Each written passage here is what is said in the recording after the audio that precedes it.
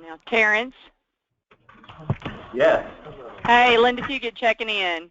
Hey, we were a little bit late. There was someone in the room that Ed had to get the lunch them and get them out. Okay, that's fine. I thought I was doing something wrong on my end. I've been rushing, and my finance director was trying to get it started, so I didn't want to not be here and y'all not have a quorum. And I apologize. I should have texted. I was trying to rush back and walk across the street, and I couldn't get lunch because they were slow. So, but I knew that the business analyst here would give me a hard time if I was late because I was still there not 15 minutes early. So. Give us a few minutes. I think we are about ready to.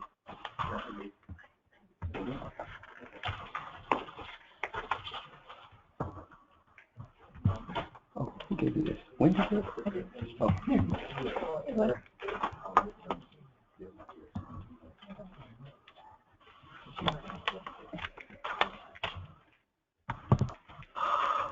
All right, I think we're ready to go ahead and get started. So welcome everyone to the December 2015 Advisory Board meeting.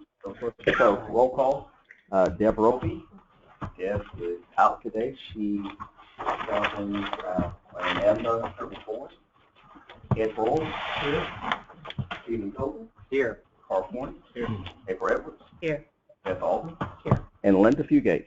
Here. Okay. All right. We'll go ahead and get started. First thing on the agenda is a review and approval of the last meeting minutes. So Kristen's going to walk us through those. Good afternoon. I'm going to try to speak loud enough, Linda, so let me know if I need to move closer to the phone. Thank you. That's great. Okay. I'd like to review the minutes from our last meeting held on November 10th, 2015. It starts on page 5 of your. All right. As far as welcome and introductions, the meeting was called to order at 1:07 p.m. All of the advisory board members were present at the last meeting. You can see other members from BHSMB are listed as well as our visitors.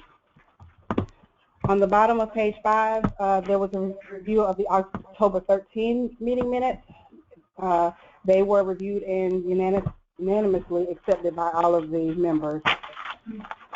On page 6, Gary Didio provided an update on the IVMV draft October monthly assessment report that has now been finalized, indicating that the program team has closed deficiency 8 and that the remaining recommendation is associated with deficiency 9, which is organizational change management.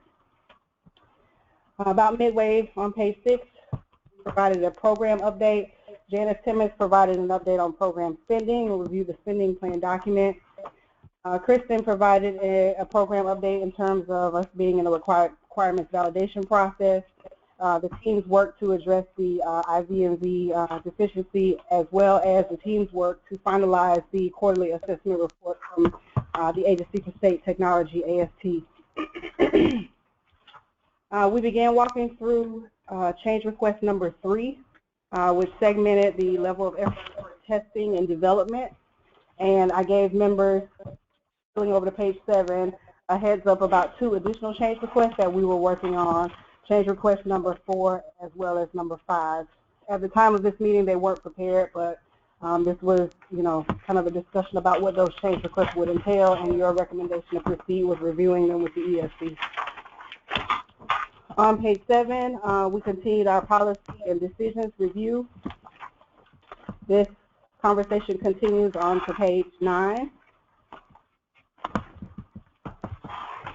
And about midway on page 9, Stamati Jones provided a communications update, as well as along with Accenture team member Kim Coates.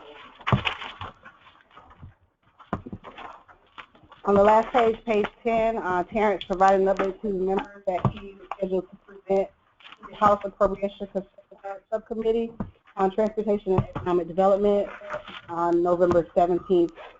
And that meeting was to provide a status on motorist modernization. The meeting was adjourned at 2:56 p.m. and materials that were provided are also listed for midway and quarter of the way through page 10. Are there any questions about the minutes from our last meeting? Motion to approve. Okay, got a motion to approve. Second. All right. Members, all approved, say aye. Aye. Any opposed? Thank you. Any opposed, same sign. All right, thank you. All right, next on the agenda we have, and it's probably not going to be as in-depth as we've had in the past, but we're going to go review the policy and decision documents, and also we have a legal document, those things that we're waiting on legal opinions on. At the last executive steering committee meeting, some of those, they closed some of these, so we want to make sure we review these with you to let the advisory board know what's being closed and what's still open. And of course, we have another ESC meeting next Thursday, I believe. So hopefully we can get some answers and solutions to some more of these. So Jessica, Judy, whoever, can you all kind of walk us through these? First of all, and then I don't know how you have it arranged, so you're going to tell them the ones that have been closed, just going to go through them as you get to them. Yeah, I guess so. I'm only going to go over the open ones and the ones that were closed in the Okay, all right. closed previously. All right, what page in the booklet are we? We're starting with page 1. Page 11. Page 11 in the booklet. So last meeting we closed CDL 02 with the advisory board, and the update was that we don't want to charge for the CLP and to close the item. CDL 03 is still open. You'll see on the booklet that it's still open, and the reason why is because we're waiting on some stats for how many CDL instructional permits are reissued. But the recommendation for this one is to close. I'm sorry. Mine says closed. CDL 3. Yeah, it's not grayed out because we're waiting on stats, but it's closed. Oh, we're going to cover. So it is closed? It is closed. We're just waiting on stats. That's why it's not grayed out in the booklet. Okay. And that's just for our information. Linda, can you hear Jessica okay? Just barely.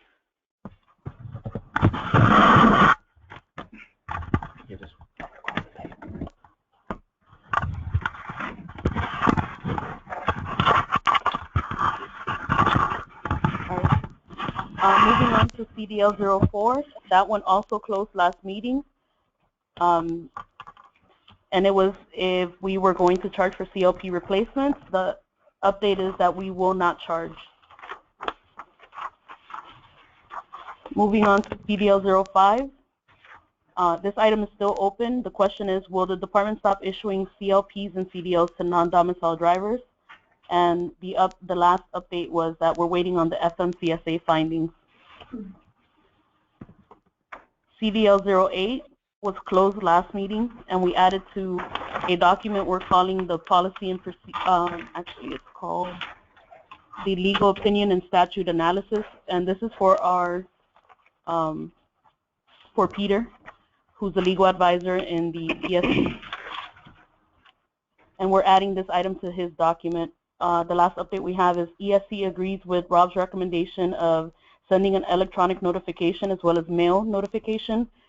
And it was decided that if the customer has a MyDMV profile, we should send mail and electronic notices. CDL 10, should CLPs and CDLs for foreign drivers be printed with the verbiage non-domicile? The last update is we're still waiting for FMCSA findings. CIT 02, team to discuss how to handle out-of-state citation numbers. Currently we use zeros. Consider using a reference ID. The last update we had was that this may require us to build a composite key, and we may be able to accomplish this in the current system. So we've added this to our text document with our enterprise architecture team, and they'll be reviewing this. CIT 03, determine if Florida citation numbers will be expanded to 20 characters. We're adding this to the database redesign spreadsheet, and Robert Kynock will follow up with Deborah Todd. And we should be able to get in, like I said, this was discussed at the last meeting, so hopefully next week we can get an update. Right, COR 02. Do we still need to account for the business rules for our restricted licenses? Our last update was that we're going to check if our restricted licenses have been converted to a learner's license. And as of 10/30/15, they have not been. If the licenses are not converted, can we convert the license and add to the tech list? So we've added this to the architecture list, and we're waiting on a response of whether we can or cannot convert them.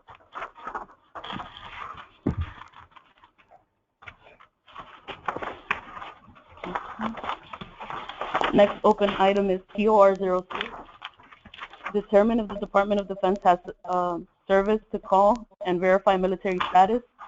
The last update was that the MOU was submitted to the Department of Defense, and we're waiting for a reply.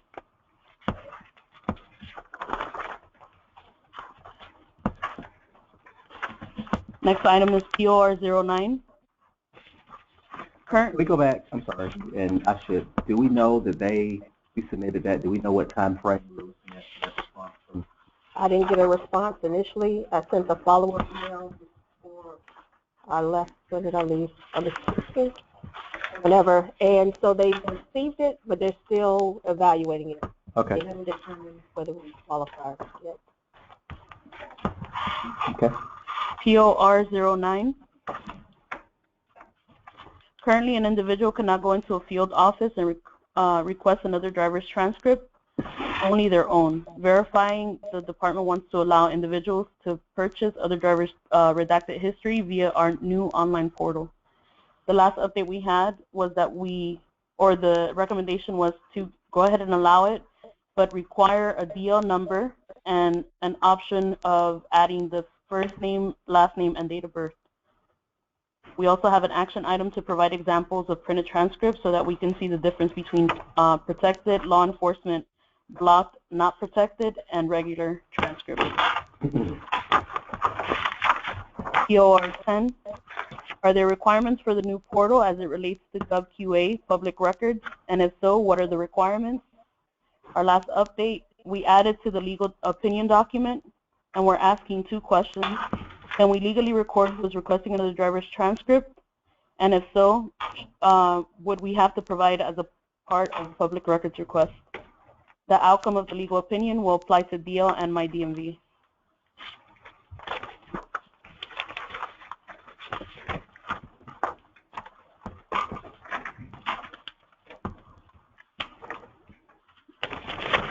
Next item is POR 18.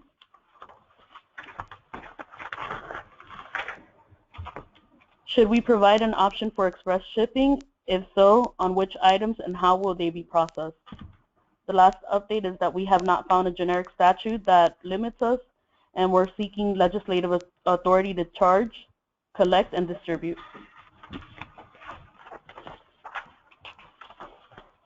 That item has also been added to the legal document. DL01. Allow examiners to print hazmat extension letters locally. The update from the ESC was to CDL Help Desk will continue to be the only section to generate and issue hazmat endorsement extensions, and I will have a follow-up meeting with Peter and Richard Mecklin to discuss legal authority to extend hazmat. Is there a way, you know, years ago, of course, we used to dial into individual departments, but when you have these sort of situations, to go straight to those departments for that, instead of having to get the help desk, and then they have to transfer you to the CDL help desk. I was on hold the other day for the CDL help desk for 28 minutes. I'll make a note of it and discuss this with the CDL help desk and see what's possible for. Thank you.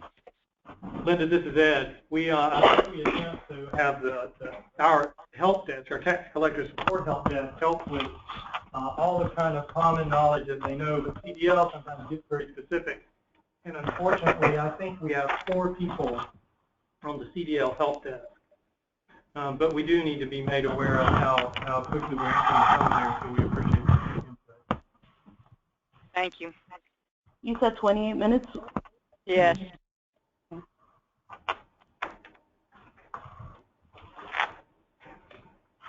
All right. DL04 was closed last meeting, and the update from that was ESP recommends this item should be closed for now. The recommendation temporarily meets the requirement. And Chad mentioned that the security token service could possibly be extended to Davis so that users do not have to sign in again. And the action item on this one was to add to the tech list. And it was about being able to launch David from FitList directly without having to log in again. Awesome. Okay. DL05, motor application should allow users to enter a partial address in the previous address field. The action item was to add it to our DOS open item list and have DOS sign off on this. We actually had a meeting with DOS on the 3rd and discussed this briefly. The outcome was that they are okay with us only requiring the state, but also allowing the option to enter the full address if the customer knows it.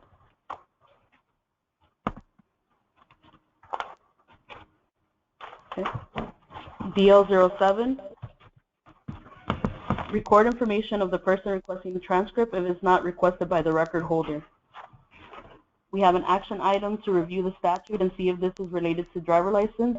If the statute says we're okay requesting it, then we will need to see that the Bureau of Records is doing something similar to what we will be doing in the portal and in DL. We've also added to the legal opinion document. DL10, pre-fill motor voter information from information previously entered in the FitList application. We also had this added to the DOS open item list, and they're okay with us copying the information over from a transaction. Yay! You can tell what gets old, right? All right. So DL11, move motor voter to the beginning of the application process. When we met with them, they didn't have a preference on where we would have this in the application, so we're okay with having it right after the page where you select the motor voter options. DL12, include an option for out-of-state voters in the motor voter form. And this was also added and is very similar to the first one we talked about, which was allowing them to just enter the state instead of the full address. And that's been approved, so they're fine with us just selecting the state. I'm sorry, I'm trying to understand it. Include an option for out-of-state voters? Yeah, to register someone to... No, so the original request was to include an option for out-of-state voters without forcing them to enter the complete previous address, because a lot of times they have to, examiners have to enter a whatever address. Yeah, so the customer won't always remember exactly what the address was, or they'll give us the last one they remember, which may not be accurate. So that's not the same as the one we just went over a few seconds ago. So it essentially is the same because they just wanted an option to select this so that they don't have to enter it. So the first one covers this one because instead of having an option for them to select it, we're just going to say the only requirement is to enter the state and not to enter the full address. Okay. If that makes sense. I just think about the same to me, but... Yeah. Yeah. Okay. So should we condense? Yeah, we'll combine them. Okay. So I'm combining DL12 and DL. I don't know. I think that was 5, right? 5. 5. 5.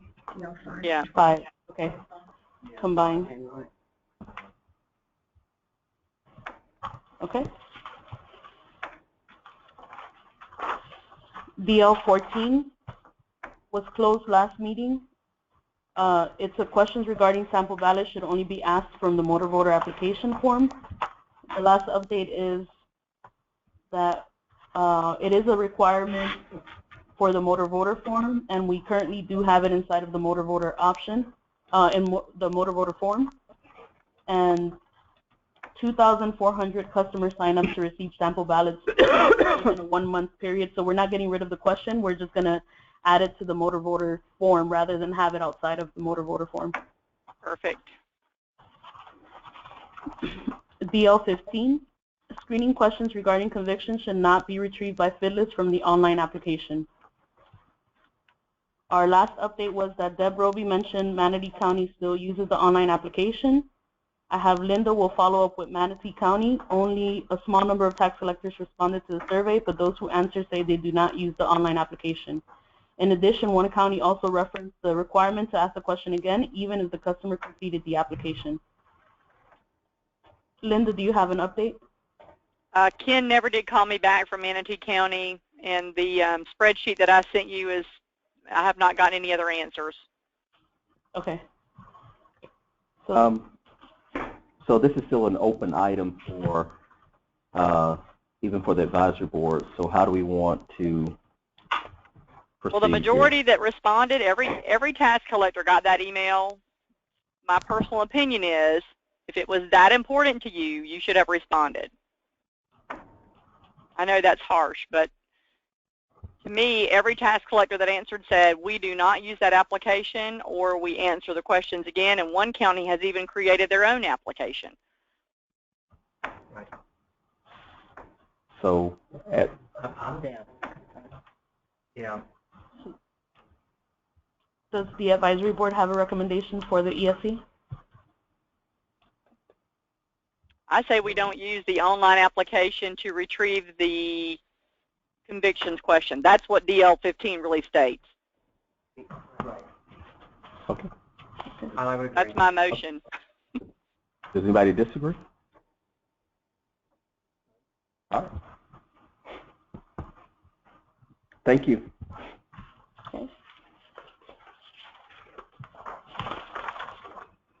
Next item is REN01.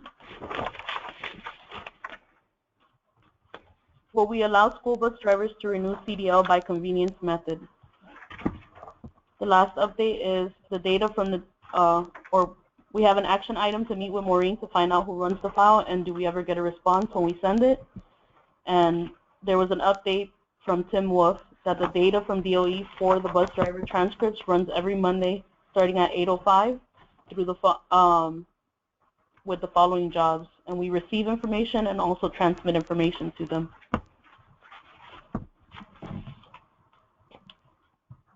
REN02,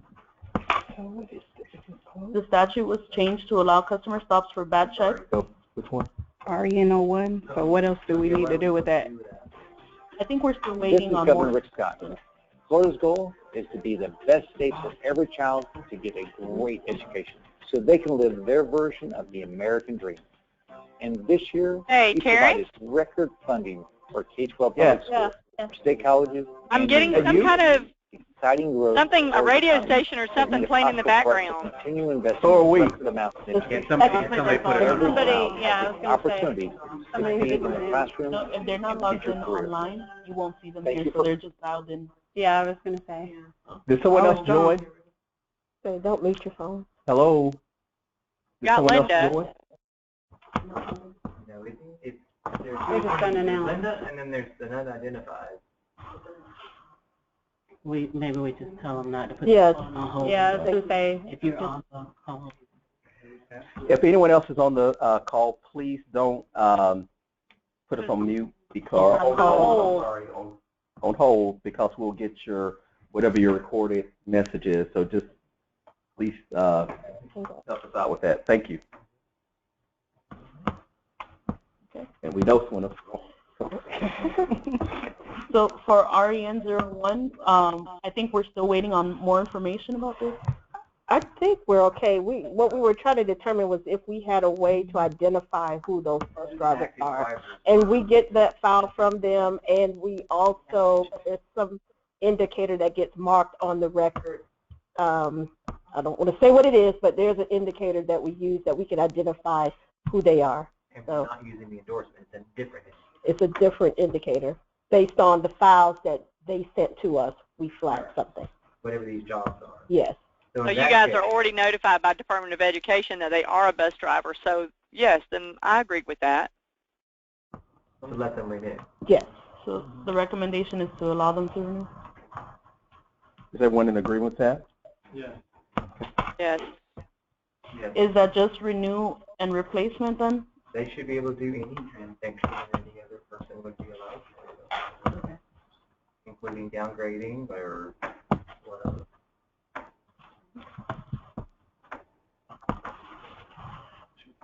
The last item is REN02. The statute that was changed to allow customer stops for bad checks to prevent future transactions for the customer. However, the department's policy has not been changed. Will there be a change to the department's policy to reflect the change to the statute? The last update was to check if the customer stop for bad checks is already in the renewal notice file that is sent to produce the notice. Has the statute been implemented, or the statute change been implemented in the process?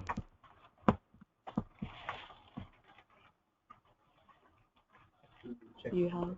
So for motor vehicle renewal notices, yes, we send stop information. If they had a customer stop, it would be listed as part of the data that we send, part of the data. You send as part of the data to the vendor printing the notices? Yes. They don't, I don't know what they print, We because don't know whether they print them. the messages, they have alternate messages that they can print. But we will have the information available. That's for motor vehicle. What about driver? In the new driver's license, we will be printing them in-house, and yes, we would have the same information available. So it's going to be available to the vendor, and then the tax collector will have the choice at their vendor if they want to print that on there or not, or I personally want it on mine so that my customer knows. Well, but that's not really what RN01. Right, it's right. We were trying to get that information as supporting documentation for the process, but REN02, the question is, you have a bad check for a motor vehicle, am I going to stop you from renewing your driver license? Correct. Correct. That's the issue with REN02. Correct. So what does this advisory board need to do with that? Because the question says, policy has not been changed. Will there be a change in the department's policy to reflect the change in statute? I don't know that this advisory board cannot answer that question. However, we could make a recommendation to the department. Okay. Yeah. Because that's really what we're here to do. Yeah, right? correct. I mean, that's our role as the advisory board. Yeah. Right. So my suggestion would be that the department should fix its policy to match the statute. But that's my opinion. I don't know if I Yeah. So I think it sounds like the advisory board would like to make a recommendation to the ESC that the policy be To match the statute. So fix the policy to match. If you write a bad check to the department for anything, Right. you would be prohibited from conducting any other business with the department. Spoken like a true finance person. I'm learning. Right I'm now, with you. Carl, is if I write a bad check for a license plate renewal, we put a stop on Privis and I can't renew any more license plate, but I can still renew my driver license. That's what right. We're doing. Correct. Correct. But this would say, no, if you write a bad check for your tag, not only will I prevent you from renewing your tag, I will also prevent you from renewing your driver license, because you've already wrote the department a bad check once. Why would I let you do it on one side and not on the other? Exactly. Well stated. They'd be able to clear these up online. Bad check stuff. I hope. I mean, I would hope that that's part. Not in the current part of, That would not be in part of phase the- one, as far as clearing stops online, not, because the bad checks, they have to go to the tax collector. So there's It depends on whether it's the DL DL side side. or the vehicle side, but to answer your question, eventually we need to get there, yes. Agreed. All right, so just to make sure that I have the right recommendation, we want to fix the policy to match the statute. Just the policy to be consistent with that. Okay. And since you mentioned that driver's license bad checks have to be cleared through the department, Is there ever an opportunity to say we would like to do the same thing that we do on Frivis, that we could clear those through the system instead of having to call Tallahassee? Yeah, that's what we were just saying. It needs to get there. We're just not there yet. Okay. But we need any documents passed. Okay. So that would include getting involved. And we need to make Two sure. parts of what you were saying. One, I thought you were saying you wanted them to be able to clear it online, but the other part of that was being able to clear it in the office. in the DL office as you do in the Two. Privis office. Right. So there's two different. Not really related to that. Right. Globally that should be addressed throughout the modernization project. Sure. And we need to make sure we can document it, put it on our. Hopefully my accounting people have already mentioned that. If not. Right. That's all I have for the decision document. Okay. So now we'll have a program update by Janice, Kristen, Wendy. I guess the three of them are going to. Janice, you ready to give a financial update? Okay. So she can hear you. Or right there. Huh?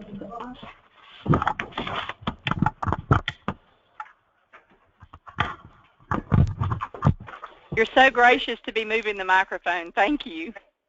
I'm going to try to come a little bit closer. The spreadsheet that we discussed last month, I said we were getting closer to being on track. I can say officially at the end of November we are, which is good. Our budget to actual was 1.6 on contracted staff, and then our expended was 1.6. So when you pull up the spreadsheet, we are actually on target with all of our deliverables. We're moving into December. We have a few deliverables this month, but the next big bulk of them will be in February and March. So we'll see another round of deliverables kicking off. But right now we're in really good shape as far as our contracted services and our budget. Great. Thank you. Any questions for Janice?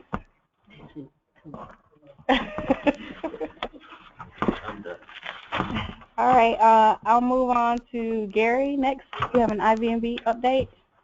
We went through the October report last time, so that we don't have that necessarily queued, but if there's an update you'd like to give the members. Yeah, so we're going to be delivering the draft November monthly report next Monday.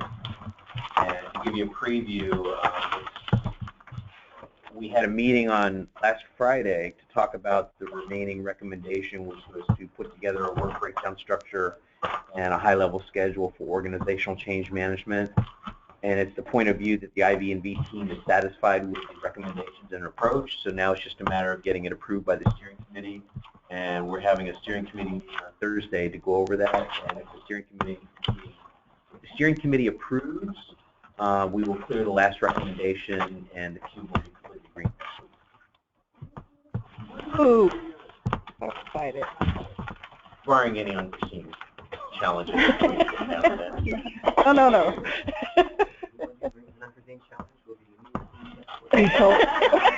He told me that Christmas colors were actually red and green. Not this Christmas. All right. Thank you. All right. We have a new change request today, and before Wendy starts to present that, I wanted to let you know that in your booklets, we provided the previously reviewed and approved change requests that we kind of talked about last time. We only had one ready at the time, and it starts on page 26. And so we've included in the booklet change request number 4 that was approved that deals with some of the tasks that we had in our schedule related to data synchronization that we talked about. On page 29, is change request number 5, which deals with refining in our schedule the activities associated with Sprint Zero, which is the preparation for development work.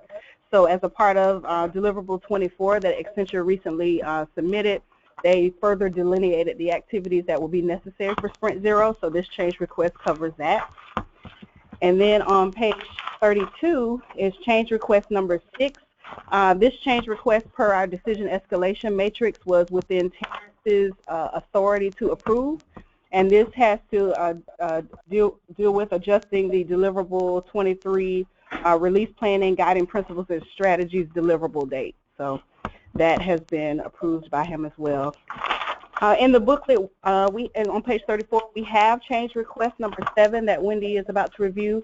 We found a typo in that, so we provided as a separate attachment the change request with the revision on it. So disregard the change request number 7 in your book, and let's all look at the handout. Were we able to email that to the new one to Linda?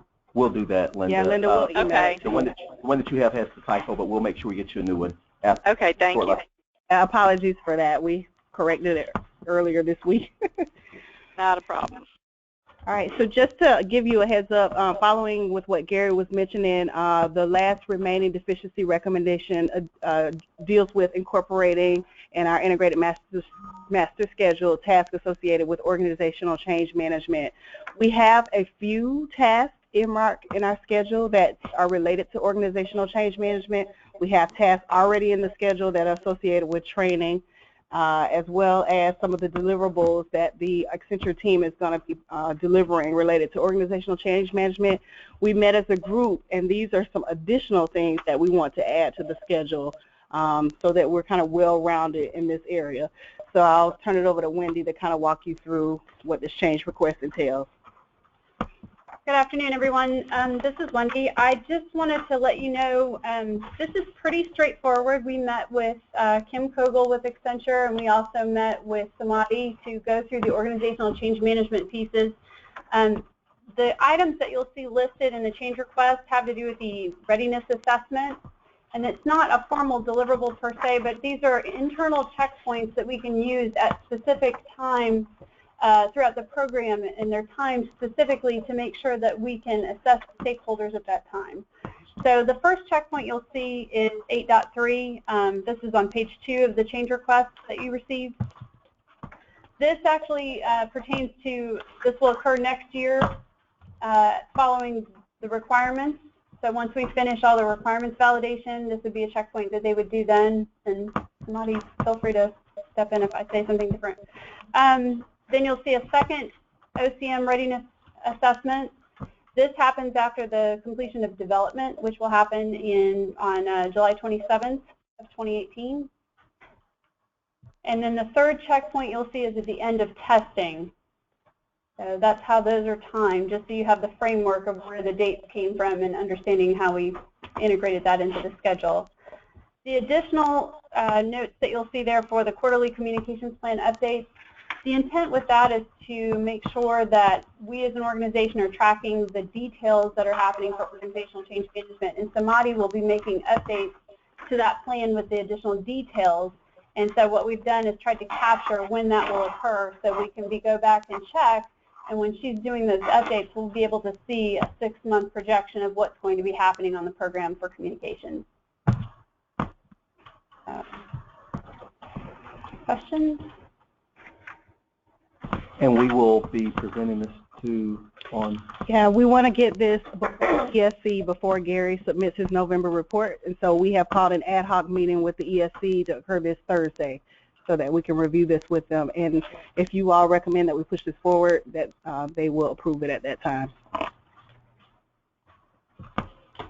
It's your pleasure. I would push this forward. I'll make that motion. All right. Any opposed? Thank you very much. As you all know, we're in the period now of doing requirements validation. We have teams that are working. It's always quite a challenge to keep everybody on the team to get promoted. People leave the agency, but Motorist Services and DS and everyone in the department has done a great job of helping to make sure that we have resources for those meetings when we need to go requirements. So we're going to have the VAs, some of them give like a quick update on how the requirements validation process is going for their, proceeding for their teams. Judy, you first, or Jessica? Just what I know. Okay. So for DL, we're actually about 2 days behind schedule, which we can make up during this iteration. We're working on exams and license and ID details. For motorist maintenance, we're on schedule. And you want to talk about how go, but then some are added and stuff. Right. So, like Terrence is saying, we do have, as we're rooming these stories, we find that there's some stories that get removed because we're already covering somewhere else, and they would make more sense for developers to go to combine them. And then we also find stories that are too big to develop during one sprint, so we have to break them up. So that's kind of what we're going through right now, and because of those changes, sometimes we're behind schedule, and then it turns out that the next functional area that we work on kind of catches us up. So there's a lot of fluctuation. Okay. On my DMV portal, we're currently working on the shopping cart functional area. There are a total of 15 stories in that particular functional area, and we are currently on schedule. For the renewal team, we are currently working on the GHQ renewal validation portion. There's a total of 23 stories in that functional area. 15 of those stories are in progress and 4 of them are pending, and we are on schedule. Okay, for financial responsibility, we have 24 functional areas that we're working on right now in clearance, non-insurance, batch processing, releaser, and field app. In progress, we have 1 for non-insurance, 1 for releaser, and 9 for batch. And our 6 field app stories are pending, and we are currently ahead of schedule about 2 weeks. So that's good. And citation processing, we are currently working on miscellaneous suspensions, mandatory revocation, and learner's license. Total functional areas are 11, and all 11 of those are in progress. And we are ahead of schedule about a month in citation processing. Okay. Bonnie, you want to give us a communications update? Is it just you, or you and Kim? Or oh. Okay. Always. She's about as far back to the back as she can get. I don't know what happens. Usually she's up at the table. I don't know what happens. So. Go ahead. Somebody, you're on. Well, yesterday we had our general update of the Motorist Modernization program, which included an unveiling by Terry Rhodes of the Orion logo, as you see. So that was an exciting moment for us, and it officially presented the name of the software solution to the agency leadership. There were approximately 98 people, I think, who were invited. It was standing room only in the auditorium.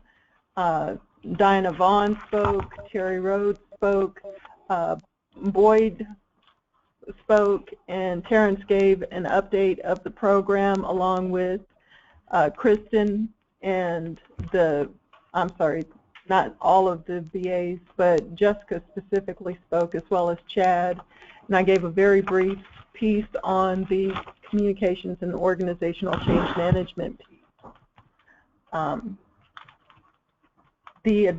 Moving on, the advisory board web pages have been revised. I didn't have a chance to test it because of the late entry into the room today, because of the other meeting that was scheduled up to 1 o'clock. But you're welcome to take a look at the advisory board web pages to see the new layout. We also streamlined and updated PartnerNet web pages. And I just wanted to follow up and let you know that the Motorist Modernization at flhsmv.gov email has been established.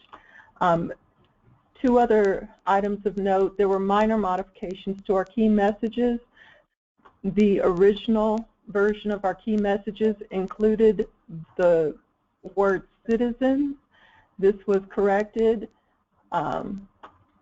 Now, the two places where the words citizens were in the key messages have been replaced with, in the first instance, expand online tools to let customers access more services whenever and wherever they want, and also continue improving driver license and motor vehicle data security to keep personal information safe. Moving on to the organizational change to the continued communications update. The Department of State Focus Group met on December 4th. Our next meeting is going to be January 11th. We have a Bureau of Administrative Review workshop on December 16th. The BAs will be presenting. As time allows, I will give a brief overview of the organizational change management piece.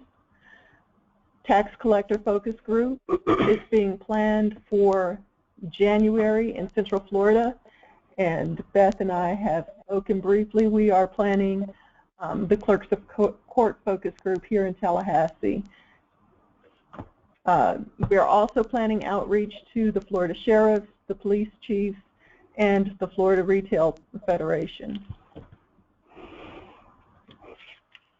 Finally, our priority that we've been working on, I should say total, has been working on so diligently, has been the organizational analysis, which was submitted on December 3rd. Thank you so much, Kim. It is currently in review. This organizational analysis, of course, is going to feed into our training and performance support strategy.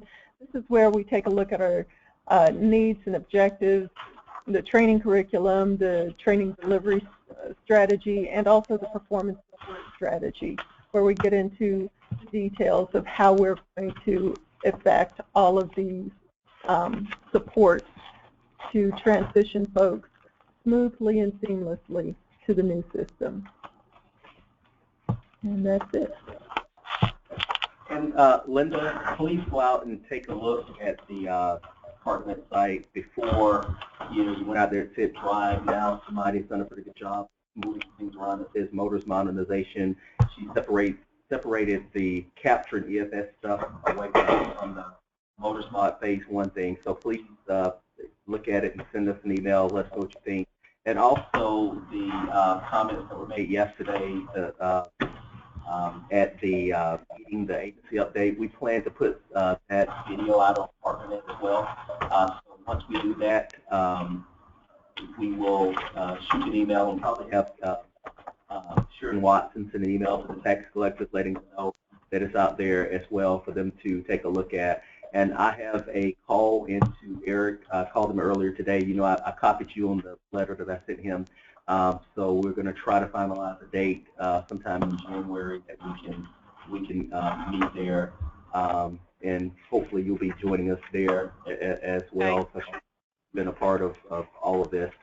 We had asked for, as you saw in the letter, 7 members per team. There's going to be 3 teams, and Judy and the rest of the BAs, Jessica, Laura, Kathy, they're all working on what we're going to be presenting, just to make sure everybody has a good idea of what we're doing. So just want to let you know that I have reached out to Eric.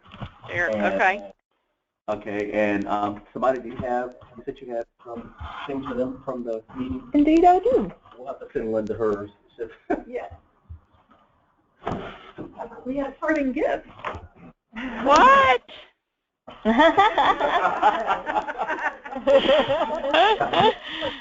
Been here. I may have to drive to Tallahassee today.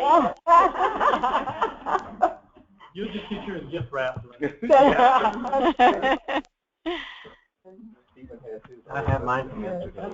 You got yours? Chorus, what you got? I don't get my name on it. Oh! We have to follow. That'll be yours. Yours will be wrapped. That'll be your Christmas gift. Thank you. No. Your name is on it? I feel a little better. Linda's name on it. Yeah, we'll go back and put the name for all the advisory board. We might even put advisory board member. How about that? I want another one. That means I get a new one. I got you. You don't have it. That might be it. And of course,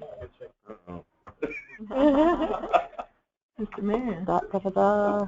You know, that's not gonna lower my standards. I didn't get a pen. A notepad with or your a notepad and a pen. That last square. We didn't think so. Are there any other? That's all that we had for today as an update. Are there any questions that anyone has? Any? Okay. Yeah, sounds good. All right. Thank you, Linda. Instead of the right.